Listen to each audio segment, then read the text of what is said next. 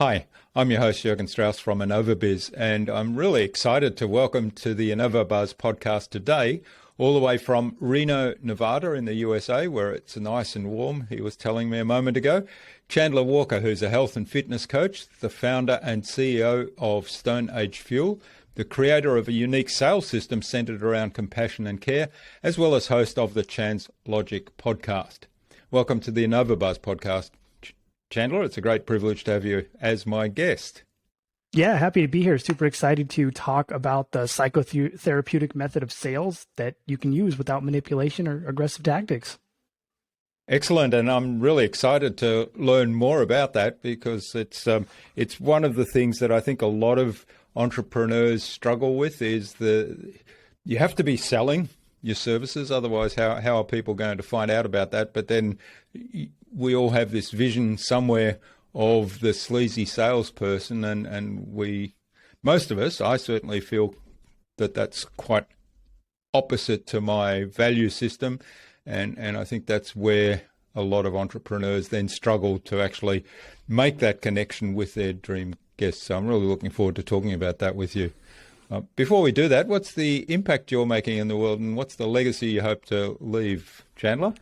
Yeah, we call our whole business the culture of care. And so the idea is everything we do is designed and built and developed to create a system of care surrounding our staff and our business and everybody we interact with. So that way, at the end of the day, we make them feel better than before we interact with them. And at the end of the day, the only thing people will remember is how you made them feel.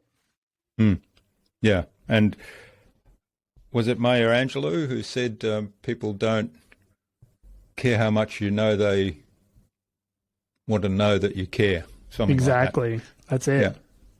Yeah. I guess one of the things that I'm curious about that raises, how do you build that culture of care inside your own organization first? I mean, I know it's probably part of your value system personally.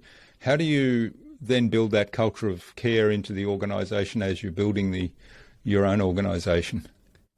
Yeah, I think in order to build that culture of care to where your employees or your staff, they'll follow you basically to the ends of the earth, is number one, you have to be a visionary. And then number two, you have to be able to communicate that vision to your staff and the people who follow you consistently.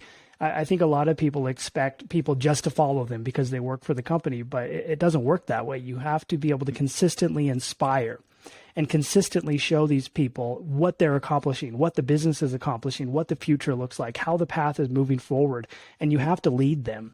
And so I think the biggest thing that allows you to install that culture is, and it's beyond like kombucha in the break room or stuff like that, is the ability to communicate value to your staff. And I think communication should be the number one skill set that a CEO really has. So how do you go about doing that constant communication? Because it's not just about here's our values, here's what our mission is, here's what we're trying to achieve, is it? It's kind of reinforcing that message in so many different ways. Yeah, exactly. It's on meetings. It's, hey, here's where we're at. Here's where we're moving. Here, look what Sally Joe accomplished this week. We helped this client do this client do this, these people do this. Look at the impact we're making in the world. And so it's showcasing people that. It's bringing in your staff and different people who work for you into one-on-one meetings with you and being able to interact and communicate with them and organizing a system to where they always feel like you have their best interest in mind. And I think that's really what makes this different than just, hey, look, here's our value slapped on the wall that everybody ignores. And it moves this into, okay, we're making a huge difference. Look at the difference. Look at everything they're talking about all the time. And they met with me last week and we talked about how I could do better and how I can move forward and all of these things. And they're consistently proactive in making us feel both welcomed to be part of this thing and excited to see the future of it grow. Yeah. And keeping that excitement alive and that fire burning, so to speak, is really important, isn't it? Yeah, exactly. I think that's one of the most important parts because The workplace gets boring. Working for places, people lose their excitement fairly quickly. So you have to keep that fire lit, and you have to keep that fire going, and you have to keep showing them what we're accomplishing, where we're headed, what we're doing, why we're doing it, the impact we're creating, the different individual people that we're impacting along the way, how it's impacting the staff, how it's impacting the customers. And ultimately, you have to be proactive in how you're interacting with your company, your staff as well. And I think that puts you in a position to where they feel like you consistently and constantly care, and they have that excitement and drive to want to be part of the future of what you're doing. Yeah, I love it. Now, you mentioned communication there as a key as a key part of painting that vision and building that culture. You talk a lot about compassion conversations. You mentioned that at the beginning, I think. Tell us a little bit more about what does it mean? What do you mean by compassion conversations? Yeah, compassion conversations was an idea that I built as a sales system because inside of our own health and wellness business, what I found in the beginning was I had to sell, and I didn't feel good about selling in the traditional sense. So I would hire sales coaches and they would tell me you have to stick them with the knife, you have to twist the knife, if they cry, they buy, and all of these different adages. And I did not feel comfortable with that. I didn't like the idea of being a jerk to people. I didn't like the idea of being the sleazy salesman.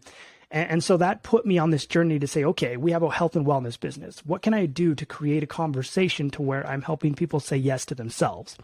And ultimately, I took the mental health component of our business and moved that into a sales system. And that's why this is a psychotherapeutic system, because we took the concept of motivational interviewing, cognitive behavior therapy, acceptance commitment therapy, and some trauma and recovery ideas, and installed them into a conversation, a sales conversation. And that became compassion conversations because we're having a compassionate conversation with another human being. Yeah, I love it. And how did you learn about all those things that you mentioned there, cognitive behavior therapy and the use of language and the other things that you mentioned, and then realize that this all was part of those conversations you were having? Yeah, good question. So as a kid, I think I had my first introduction to real language patterns and neutral language patterns because I grew up with a mother who suffered from bipolar disorder. And when you're around someone with bipolar disorder, there are very high highs and they have very low lows, and there's no in between. So as an outside person who's not in that person's mind, you learn to react and interact in a neutral way. So that way, if they're up, you kind of bring them down to neutral. If they're down, you bring them to neutral because you're not reacting and you're not bringing your ego into the equation and being angry or sad with them. And so that ultimately led me to college where I studied biology and biochemistry. I ended up getting a pretty good mentor who was a doctor in clinical psychology. And that introduced me to a lot of the concepts of cognitive behavior therapy, motivational interviewing, and the real psychotherapeutic side of conversation. And so once I was about to graduate college, though, I was moving into a med school route. And as I was moving into the med school route, I got a little disenfranchised by the system because it was a system of providing medication, basically. And it's not a shot at doctors. It's kind of how the system's organized. And so I broke off, and that's when I organized our brick-and-mortar business, which was centered around creating optimal wellness surrounding mental health, social health, sleep, nutrition, fitness, and habits. And ultimately, that became the basis for everything that we do now. So that's the Stone Age fuel business. Exactly. Yeah. All right. Coming back, there was another thought I had around compassion conversations. And what I really like about this is you treat sales as beginning a conversation and understanding where the other person is at, which is, I guess, part of that compassion, but really beginning a conversation. How do you get to the point of the start line there, I guess, of the process? Yeah, good question. So one of our tenets that we use is called achieving level 5 listening. And so in order to be able to get someone to a position and a place to where they'll tell you kind of what's going on with them, they'll tell you their big, deep, dark secrets, they'll confide in you, and they'll believe in your leadership, you have to achieve what we call level 5 listening. And when you think about the scale, level 0 is ignoring. Like, you're talking and I'm just not interacting or paying attention to you at all. Level 2 is where I'm pretending. So that's like I have my phone up and you're talking and I'm like, yep. Yeah, okay, yep. And I'm kind of pretending to pay attention to you, but I'm really not at all. Level 3 which is where most people sit, is when you're listening, but the only intent you have is to respond. And think about it this way. We're having a conversation and all you're thinking about is what you're going to say next. That's level 3 listening, which is kind of where most people sit. Level 4 is where I'm having an active conversation. I'm paying attention. I'm a participant in it. And I'm not ignoring you, but I'm also still stuck inside my own ego. So I haven't really moved into step into your model of the world. I'm not neutral in the conversation. And that's when level 5 listening comes into play. When I step outside of my own ego, I recognize that your model of the world and what you believe is a result of the way you grew up, things that happened along the way, the triggers, and all the things associated with your life. And I remove everything that I built to know growing up, and I just step into you to try to understand you, what makes you tick, what's going on inside your heart and soul. And that's ultimately how I can move to a place to where we can have a real, authentic conversation with another human being, and they can feel like we care about what they're doing. We care about who they are. We care about what they're saying. And they finally, for a lot of them, for the first time in their lives, they finally feel heard. Yeah. Yeah, I love that. And it's not only do they feel heard, but you're actually, they believe you're on the same wavelength and that you really do care about them. So you're in sort of such total rapport. Now, one of the things you mentioned there was ego. And I guess ego, in some ways, ego is a good thing, but it gets in the way a lot, right? And I think when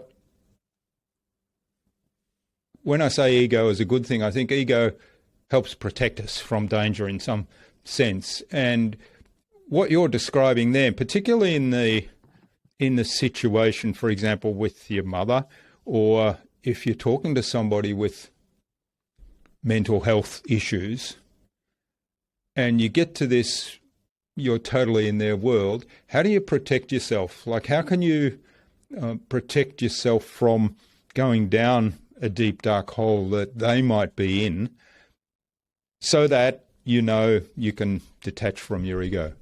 Yeah, that's a good question. And that's our second tenet, which is detaching from the need to sell.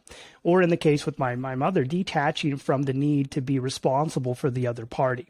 So just because I'm having a deep conversation, just because I'm able to communicate with someone at a deep level, doesn't mean that I need to step into and live in their world. And this actually becomes a problem in the world of like psychology or psychiatry. The person will talk to another human being who's having problems, and they'll start to absorb those problems, and that'll begin to manifest in their life. So what we have to learn to do, and like I learned with my mother early on, is stay neutral in our commitment to their problems. Our commitment as leaders is to listen, to ask questions, to help them understand the different scenarios available to them. What happens if they solve it? What happens if they don't? What happens if they stay the same? What has created this problem in their past? How can we connect the dots to go from what their perceived point of failure is to the real point of failure? But at the same time, keeping ourselves neutral. And this is why I remove my ego and my thoughts and my ideas from the conversation, because if my ego is involved and I step into their world, now I'm going to get sucked into their world, and I'm going to start thinking about it, believing it, dreaming about it. And I want to make sure I remove myself from that. So I think one of the most important things that we can probably do is detach from this need. You think about this in the world of like dating. Someone starts dating someone and they start like texting them 24/7 and won't leave them alone. That's neediness. So the other person wants to run away. So you want to avoid being needy and being that person who needs to be inside the conversation. You can be involved and you can remain neutral, and that allows you to put yourself in a place to where you can actually install real leadership. Okay, so it's if I'm understanding this correctly, it's kind of having that insatiable curiosity to find out what's really going on for this other person, but without any expectation at all, whether that's the expectation of a sale or whether that's like dating is a great example, the expectation that there's going to be a relationship come out of this conversation. If you set aside those expectations completely and say, as long as I learn about what's going on for this other person, my curiosity is satisfied, and that's a fantastic outcome. Anything after that is just I Yeah, see. exactly. And I think that's important. And I call this the concept of being the smart dummy.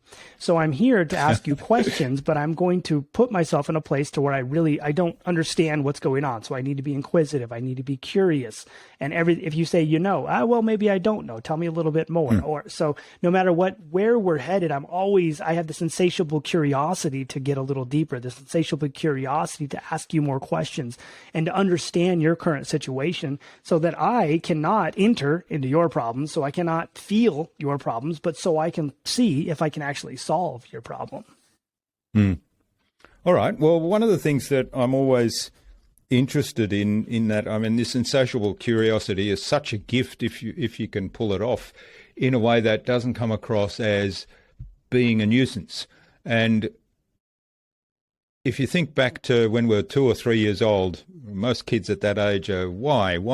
And it's like every answer you give, there's a follow-up why. Well, why is that? And you say why is the sky blue? Well, because there's an atmosphere around, and you give some answer, and well, why is there an atmosphere around? And they just keep digging into that why, and it's trained out of us because adults kind of feel at some point that, hey, you're getting on my nerves. So how can we pull off this curiosity of keep digging deeper without coming across as being a real nuisance? Yeah, that's a good question. And so what we want to think about in this scenario is you don't just want to say why, why, because it sounds like you're just like stabbing them repeatedly with the knife and it gets annoying. So we want to say, okay, hey, someone says, hey, I want to lose weight. Oh, cool. Well, why do you think you want to lose weight? Oh, because I want to look good in a bikini. Gotcha. I want to look good in a bikini, but tell me a little bit, why is that important to you? What makes that kind of one of your main goals? Because I feel like people are judging me. Oh, when you say people are judging you, what do you mean? So I'm asking them questions and I'm specifically diving into each component that they talk about.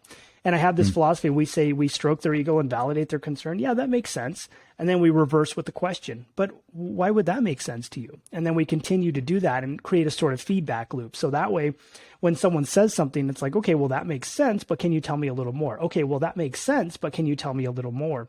And the goal is to be able to figure out what the real problem at hand is, then to then be able to connect the dots to the past to find out what the triggers that have manifested along the way are and where the real point of failure is.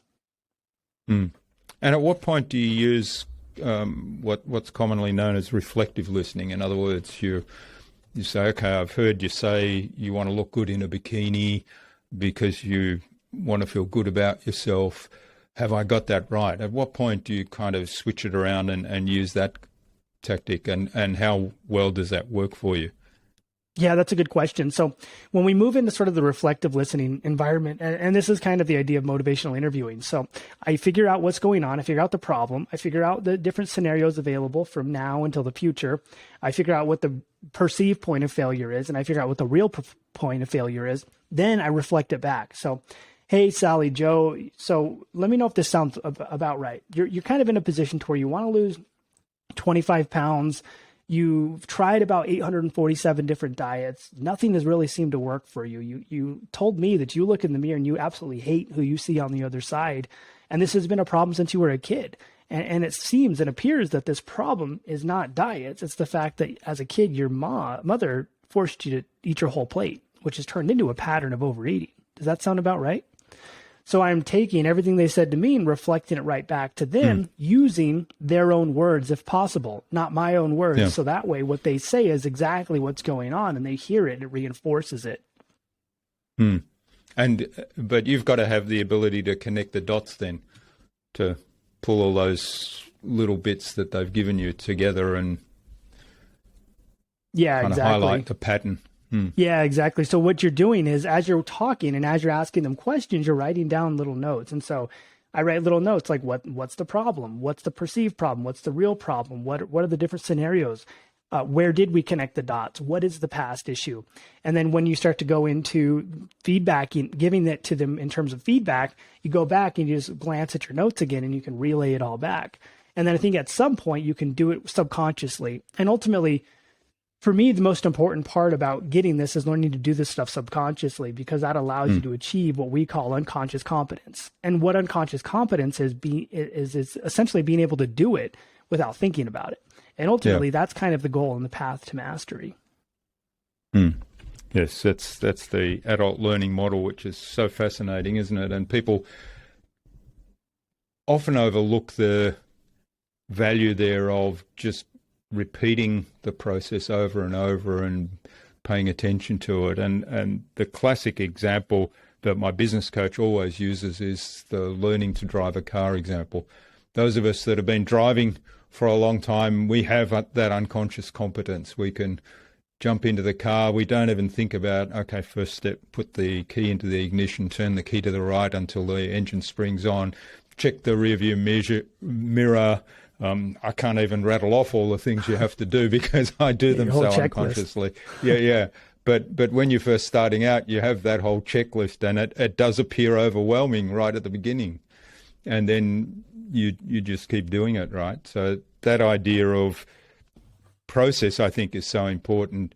And you certainly talked at the beginning about a sales process. So this is part of that process, the compassion conversation, right?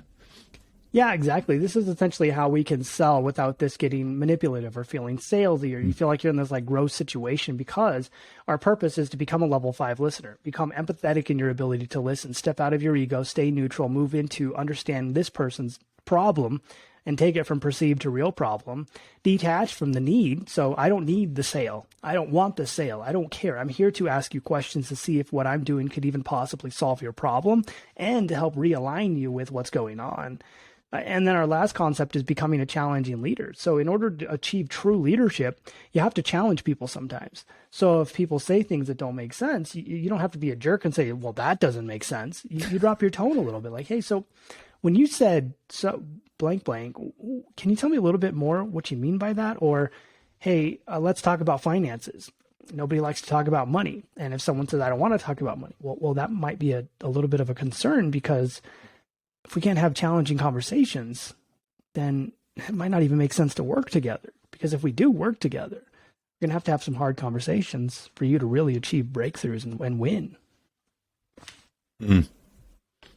Yeah, that's I like that idea of the challenging leader, and it's, in a way, it's a misnomer, the challenge, isn't it? Because what you're not really challenging, it's really you're coming back to that compassion conversation, that curiosity, and I always like to do it in a way that makes it safe for the other person. In a way, it's like I take responsibility and I say, hey, Chandler, you've just told me this. Am I correct in what I heard? And you might say, yeah, that's right. Yeah. And I'll say, well, I must have missed something, because I'm curious, why is that like that and not like this?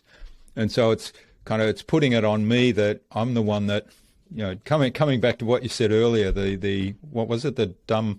Oh, the smart dummy. I'm the smart dummy. I don't understand. I'm the dummy. So help me learn this.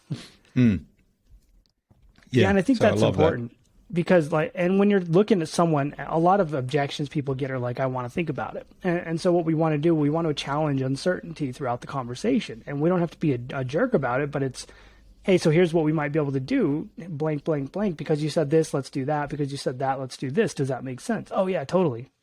Hold on. So why do you think it makes sense? Why do you think this would even work for you?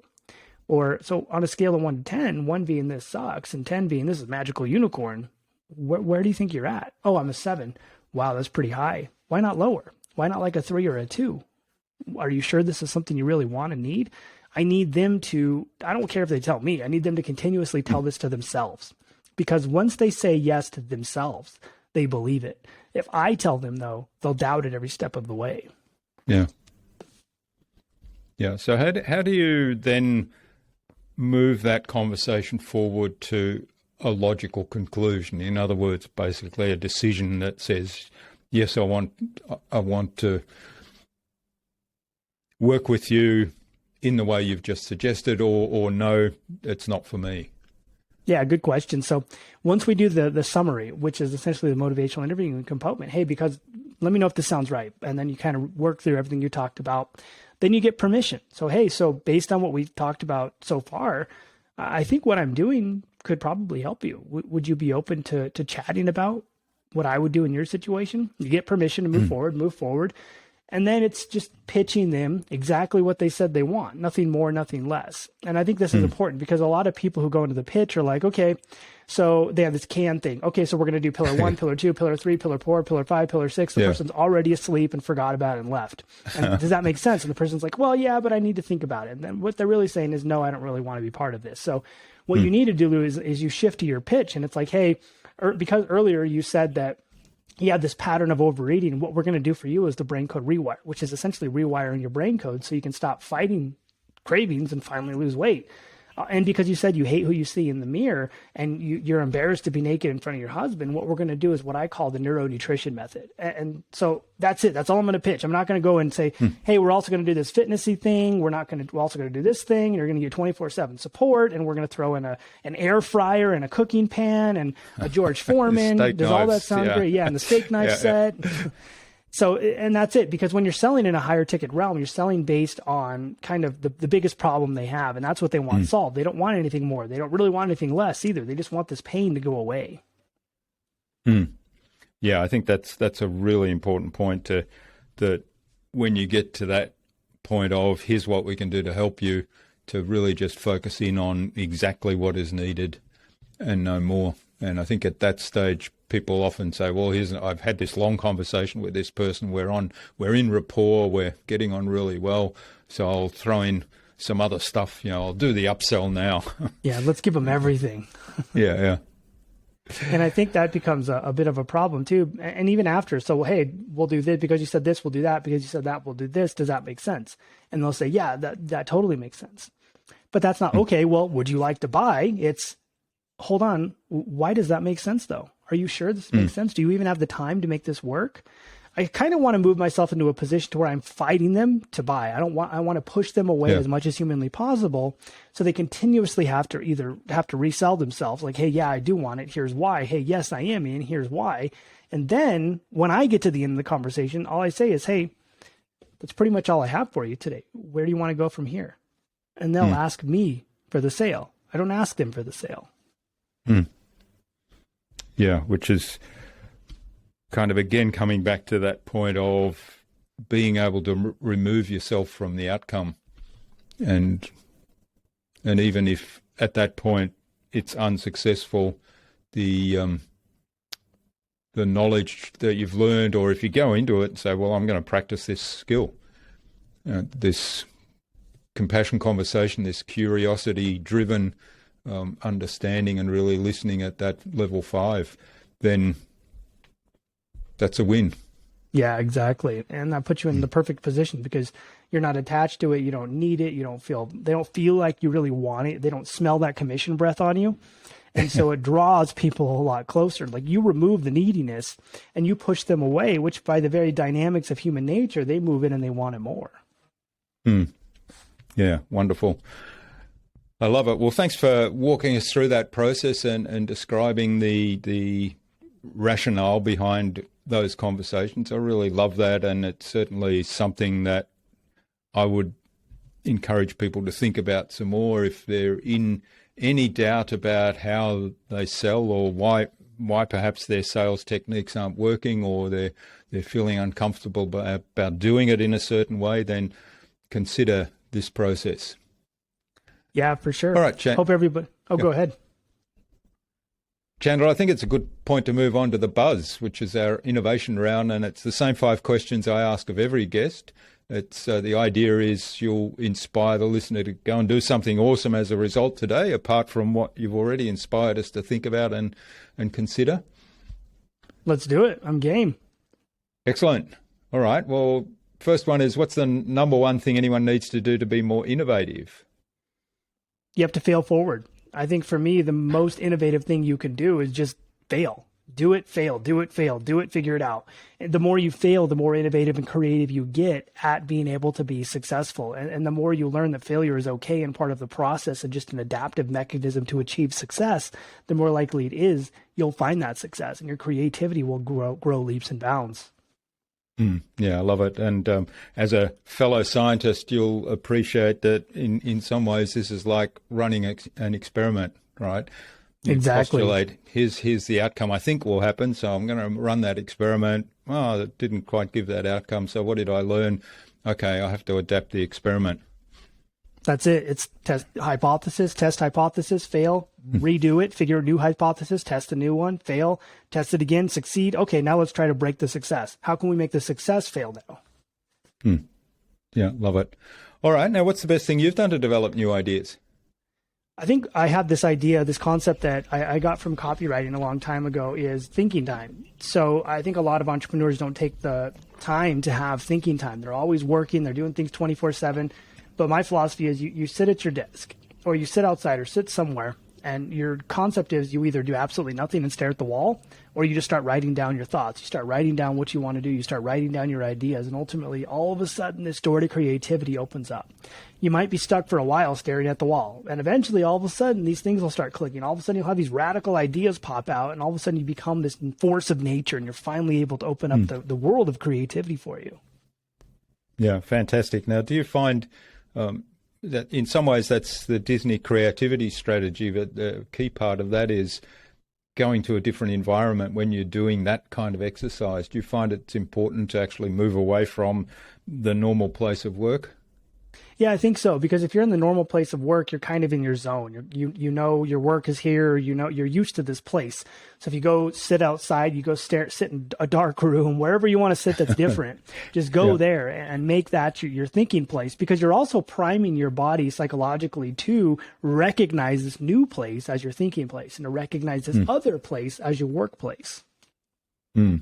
Yeah, that's brilliant, and we've used this in workshops. That concept of moving. Okay, over this area here is our creativity space. That's where we're going to do this thinking, and it certainly does. It kind of primes people into that mindset of that's what we're going to do here.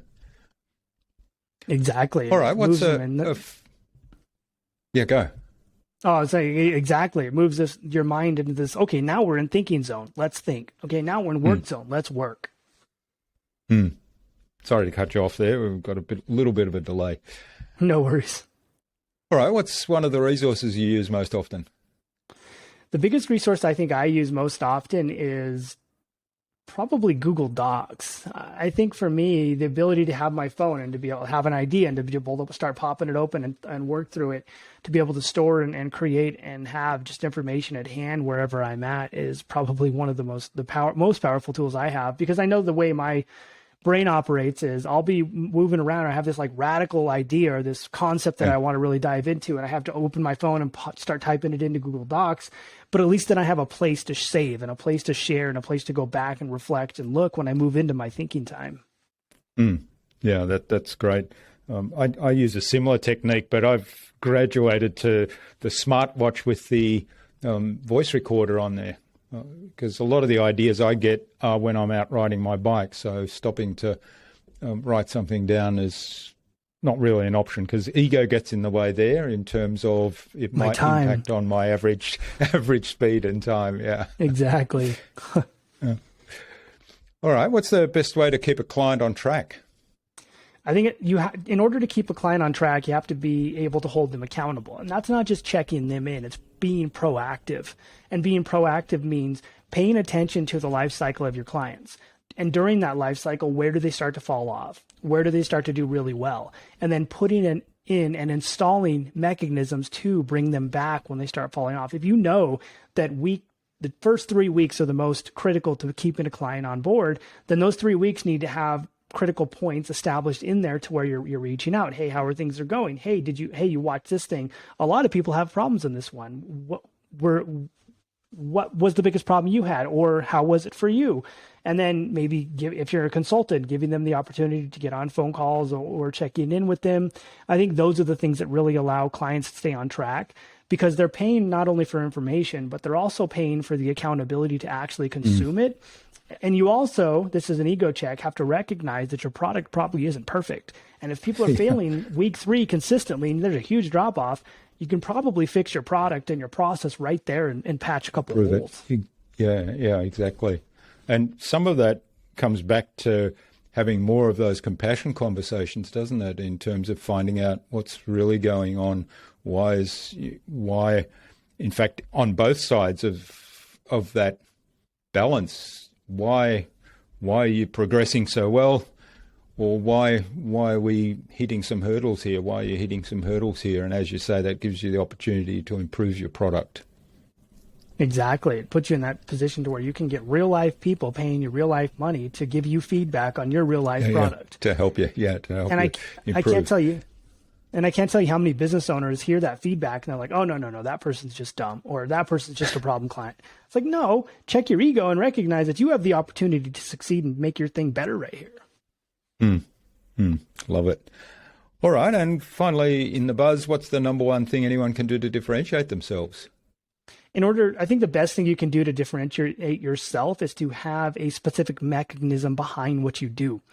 And this comes down to the tenets of like copywriting. If you're a weight loss coach and you just say you help people lose weight, nobody cares. You're now a commodity and nobody's going to pay attention to you. If you're a business coach and you say we help you generate leads, nobody cares because nobody's going to pay attention to you. So you need to create unique mechanisms. And when you think about Compassion Conversations, our sales program, Compassion Conversations is in of itself a unique mechanism. But then we have level 5 listening, the detaching from the need to sell, and the art of the challenging leader. Those are all unique mechanisms. When we look at our health program, we have the brain code rewire and we have neuronutrition. All of these things become unique mechanisms that we can stand on that make our product appear new, unique, and somewhat safe because it's something that they haven't tried before. Yeah, I love that. And when you talk about those unique mechanisms, there's probably a lot of things that people have in their business where they talk about certain things and they give names to certain things, and yet they don't treat them as this is something that unique that we do and look at it in that light of this is a unique mechanism that we apply that makes us different to anybody else. And it's proven to be successful because we've got case studies and we've got people that are willing to talk about it. Yeah, exactly. And that ultimately is what solidifies you as not being a commodity. It moves you into something that's new, something that's unique, and something that people could say, wait, I haven't tried that before. And in super saturated industries, I think that's super important. So you don't get commoditized. Hey, you do the same thing as these guys. So why does it even matter? Yeah, exactly. All right. Well, thanks, Chandler. This has been fabulous. Now, where can people find out more about the work you do and maybe even reach out and say thanks for what you've shared with us today? Yeah, 2 places. So I give away our entire 9-step framework to Compassion Conversations. So if you want the entire 9-step process to creating these psychotherapeutic conversations in your sales process, just go to 9step.cultureofcare.life. That's the number 9, step.cultureofcare.life, not .com. And if you just want to connect with me personally, just go to Instagram.com/Chandler_SAF. And you can connect on me. You can see me in there with, I think my picture right now is me going down a water slide with my little daughter and a bunch of lifestyle and fun stuff. And just shoot me a DM if you don't want to ask any questions. Excellent. All right. And we'll have those links in the show notes so people can click straight through. So, Chandler, what action would you like our listener to take away from today's conversation? I think the biggest thing you can take away from this is let's stop seeing sales as this process where we have to read a script. Let's stop seeing sales as this process to where you have to feel gross, to where you have to kind of memorize how to do something, and step away from that and just be yourself. Have a conversation with another human being. Be inquisitive. Be that smart dummy. Just ask questions and see if they'll confide in you, and remove all this attachment to this need to create this sort of process and create this whole like song and dance out of this environment, because really it's just learning how to communicate at an effective level.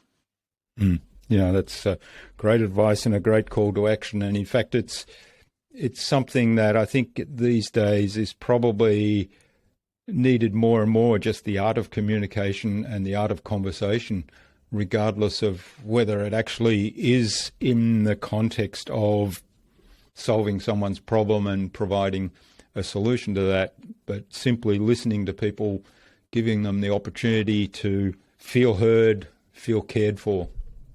Yeah, exactly. And like we said earlier, the only thing people will remember about your relationship is how you made them feel. Yep. Wonderful. Good point to finish up on, but I do want to ask one more question, which is who else should I bring on the show, Chandler, and why? I think you need to find people who can communicate at an effective level, people who understand how to optimize themselves, and people who know that personal problems become really big business problems. And so I think if you can solve these problems early on, they don't become big business problems. I think the most important people to find are problem solvers, not problem creators. Yeah, problem solvers, yeah, rather than creators. I love it. All right, well, we'll keep that in mind as we go through the search for future guests, and we'll certainly let you know when we identify people that meet those criteria. So thanks so much for sharing your time and your insights so generously today. I've really enjoyed our conversation. I hope it's been kind of a compassion conversation in some respects, and that the listener gets a lot out of it. But certainly I would encourage the listener to check out that 9-step process that we'll link to in the show notes, and listen back again to this conversation after you've read through the document, and go out and practice these compassion conversations. So thanks for sharing all of that with us today, Chandler. I really enjoyed the conversation, and please do stay in touch. Yeah, I will for sure. Thanks for having me on here, and let's just go out there and create a culture of care in our business and our lives and in our sales process so we can take over the world in a meaningful and positive way. Excellent.